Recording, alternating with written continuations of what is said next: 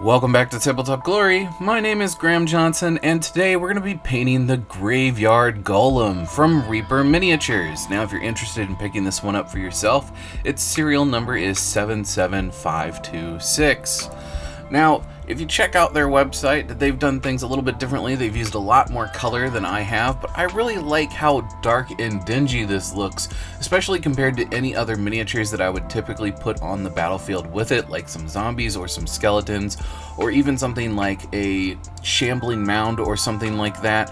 I feel like that's going to have plenty of color, and that's going to add a lot of contrast to this miniature. So I didn't want to go crazy over the top by adding lots of greens for moss and things like that. And also, in my mind, this guy's just wandering the graveyard, so he's really not going to have time for moss and things to grow on him. Although you may want to treat this similar to like a bone golem, where he's just a collective pile of graves and then animates. So it really depends on the type of story that you want to tell with him. However, I'm very happy with my final result, and in any case, let's get on with the video.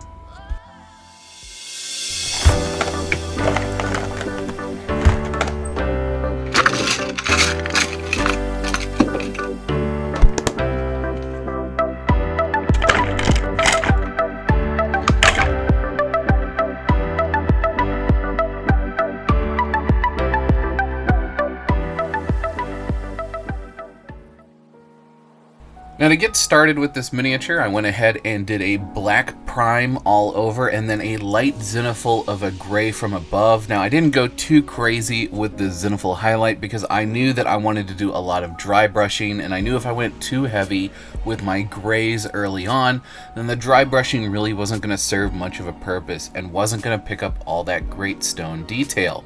So I opted to go very light with my zenithal priming because I knew that the details were all going to get picked out later with a nice rough dry brush. Now here you can see me laying in a little bit of glaze work. This is to try to break up all the different stones and to make them look like they are either from different time periods or at the very least were made by different stonemasons prior to them being animated into this golem. Now that having been said, this process was not aided by anything. I'm using these brushes from Games and Gears, and they just are not a fun experience. So far, they're absolutely living up to all of the bad things I've heard about them, and I'm really not excited to continue using these, but I feel like I need to put them through their paces to really see for myself if they're as bad as everyone says they are. Now, I mixed up my own gray to do this dry brushing, and I did this mainly so that I would have control over how much white was in my gray so that I could build up my highlights at my own pace, as opposed to using some grays that I already had and then adding white to them. Especially with Citadel paints, which I tend to primarily use. Oftentimes Citadel will mix their colors, including their grays, with other colors, and so you'll go to add white or black or something, and then the color doesn't go where you think it should. It doesn't darken or brighten the way that you want it to. So I just went ahead and stuck with black and white to mix up my grays, and I'm just building up to a very bright on my upper edges of where I want all my highlights to be. And so that way, like in the armpits and anywhere that's in shadow is a nice deep gray but still has some highlights. And then anywhere on the raised surfaces, like the top of the head and the top of the shoulders, it's a nice bright gray highlight. Next, we're going to be using a technique known as leopard spotting. Now, this is a technique that is typically used by the model train community, and we'll be making a video that's more in-depth about this later, as I'm planning to do quite a large mountain range on my model layout for my model trains, so we'll be making a video going super in-depth about leopard spotting. But essentially what I'm doing here is I'm using earthy tones to kind of blot all over the miniature. Specifically, I'm using Seraphim Sepia, I'm using Agrax Earthshade, I'm using Athonian Camo Shade, and you could really use any of those combination of colors or similar colors. And I'm also spritzing the model using some water from a mister. And what that's going to do is it's going to cause those shades to kind of naturally run into the cracks and crevices, but it's also going to naturally wet blend between the paint and the water. And as it dries, it will create irregularities that you would see in nature that would naturally show up in rock. And that's going to make things look a lot more natural than it would if we tried to paint it by hand. Now, the leopard spotting technique is one of the few times you really need to just let the miniature dry. You've seen me in several videos before, and if you've joined me on live streams, you'll know that I like to use a hair dryer to speed up the drying process. That's not something you want to do with this technique because everything is so watery and runny that the hair dryer is just going to push the paint around and ruin the effect. So you really just need to let it sit somewhere and let it dry. Now, if you notice something overly pooling and you're worried that it's going to turn into a bit of a coffee stain, then by all means go ahead and manipulate it around with a brush, maybe add a little bit more water and blend it back out a little bit better. But for the most part, you just want to let it sit and let it dry. Now here you can see me using a much brighter gray than I've ever used. It's almost a relatively pure white.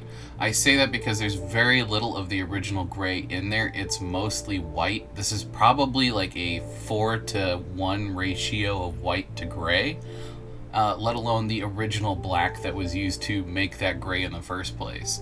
And this is just a really light dry brush all over. You can see I'm avoiding most of the recesses, or at least the deepest crevices, like in the armpits and the undersides of the arms and things. And this is just to bring out the final details and to kind of take the edge off of all that leopard spotting, and is really bringing out more of that rocky feel to all of the stone texture.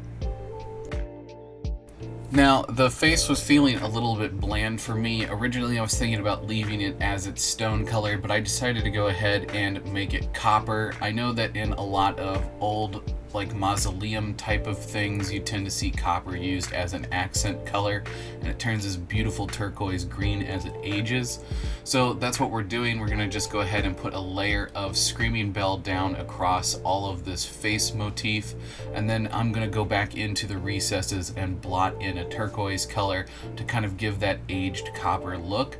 I don't want to cover the entire thing in turquoise, as I don't want it to be that aged. Just keep in mind that the more turquoise you add, the longer it looks like it's been out in the environment. Something else to keep in mind is anything that looks like a high traffic area, typically what you would do for like chipping on any type of metal, is also going to get worn back down to its original copper. So like the tip of the nose and maybe around the eye sockets is going to get worn back down, either be naturally through weathering or from people touching it. That's going to wear that copper back down and be nice, bright, and shiny. So in really flat surfaces like the forehead, the tip of the nose, under the eyes, maybe the jawline if it had been exposed, those are the types of places that we want to go ahead and brighten back up using our copper. Now, if you've been following this channel for any long period of time, there are about 3 or 4 different ways that I tend to paint bone, but the biggest cheater way that I tend to do it is I paint them some kind of a dark brown or dark gray first, and then I go ahead and use something like an Ushapti bone over top of it. And that's just kind of to lay in the basic colors. If I feel like it needs a little bit more than that, then I hit it with some Agrax Earthshade, highlight up with Ushapti bone again, leaving that Agrax in the recesses, and then hitting it with some kind of a brighter bone color like a Screaming Skull or something like that on just those raised details, and kind of blend that in. And that tends to be the extent of how I paint skulls.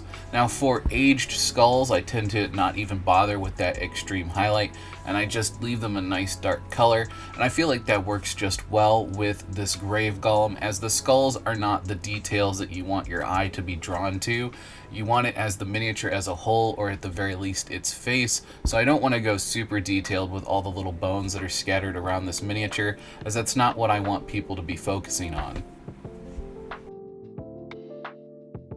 Now there's a lot of really great ways that you can paint rust. I know of at least 6 or 8 different ways that you can do it, some involving texture paints and other involving just using glazing and other things like that, some of which involving weathering pigments, etc., etc. In my opinion, it really boils down to how is it being used, and in the case of this being a gaming miniature, I didn't want something that was going to rub off, which eliminated using weathering pigments, and it kind of eliminates using any kind of basing paste to add texture. So, lots of glazing and layers it is. Now, if you'd like me to make a tutorial talking about some of the other great ways that you can do Rust that's kind of an easy cheater, no brain way of doing it, let me know in the comments and I'll be happy to make a video about that. Now, in this case, we're going to be starting up with a dark reddish brown color and using that as a glaze and just kind of spot glazing that all over in various spots, mostly focusing around any kind of nuts or bolts or other hardware that would be holding this fence gate together. Now it's important to go ahead and put this on top of whatever metallic finish you want the final product to look like. In this case, we're using gunmetal, and we're using gunmetal because I want this to have a weathered appearance for something like cast iron. Next, you want to cover up probably between 60 and 75% of that brown with any kind of a wash resembling a brick red or a brick orange. Now keep in mind, the more vibrant, the more fresh and alive the rust is. So darker reds and browns tend to be old rust, and brighter orange, almost peaking on yellow, tends to be very vibrant and alive and fresh rust. Now it's okay if you go a little bit overboard with how much of that orange and red wash that you add, and you want to knock things down just a little bit. You can kind of come back in with that original brown wash, and starting from the edge where the brown is exposed, just lightly dot it into that area and let it flow naturally across the miniature. If it's not flowing well enough, you can wash out your brush, and just with it full of water, you can come in from the orange and red side and feather it into the rest of the color. And this kind of helps blend everything together once it dries, but you shouldn't really need to do that, as rust can oftentimes have these super erratic patterns, and so necessarily wet blending everything together isn't going to always look the most natural. Sometimes you do want a hard edge between that dark brown and that bright electric orange rust. We're coming up on the home stretch, so one of the last things we're going to do is go in and put in some extreme edge highlights. Now I'm focusing this mostly on what can be seen. We're not really putting this in anywhere where you can't see it when looking head on from the miniature. This is just a way of making certain things pop, like its weapon, its shield, and around its face. And this is going to do a really great job at making the eye focus on the things that we as the artist feel are the most important things. In this case, like I said, the weapon, the shield, and the face. And one of the final things that you need to do, which unfortunately I forgot to film, is you need to paint the base. Now in this case, he's standing on a large lump of dirt, and a lot of the washes have been running down onto that for me, so a lot of that got painted just by dumb luck from all the washes in the early stages. So all I really had to do was go in with a watered down brown and blot it in and around on the few places that didn't already have wash, and just let that blend in naturally. I then went around the edge of the miniature's base with a nice dark deep brown, and I did 2 to 3 thin coats around the edge to help blend it in, but to also make sure I got a nice solid finish. And then I just slapped some matte finish on it, and then we're left with this. And there you have it, folks. Our Grave Golem is complete. Now, I think this miniature is a really cool one to have in your collection. Now, yes, it is one of those things that you're not going to be using all the time, but it is such a cool sculpt, and it is such a unique miniature that I think it's really worth picking up to have in your collection.